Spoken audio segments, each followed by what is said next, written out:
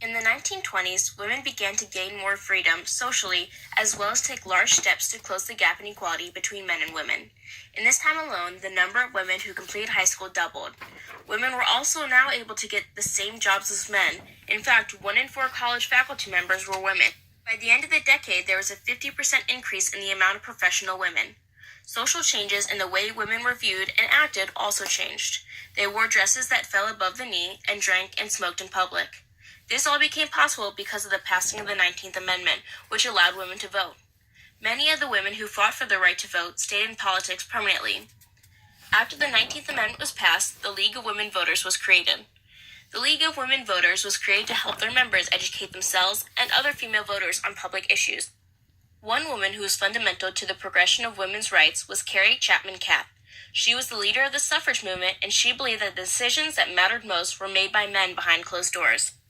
She believed that a goal for women should be to get behind those closed doors and be a part of the decision-making process. Her wish came true because by 1917, Jeannette Rankin became the first woman elected to the House of Representatives. In 1924, Nellie Taylor Ross and Miriam Amanda Ferguson both became governors of their state. However, with all the political change, one woman still believed that more needed to happen. In 1916, Margaret Sanger believed that women should not be pressured into having children by society and their families.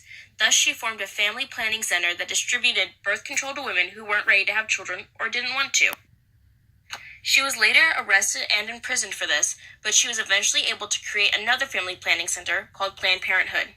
In 1921, there was still a high death rate of new mothers and their infants. Thus, women petitioned to have the Shepherd-Towner Act pass, which would distribute federal funds to states to create health services for pregnant women, new mothers, and infants.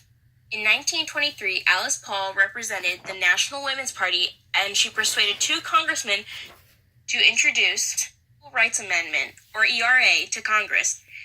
This amendment involved equal rights to everyone despite gender. It was not passed until 1972, but when brought to the states, not all approved. It has been reintroduced every term since 1982. The 1920s was an amazing time for the progression of women's rights politically and socially.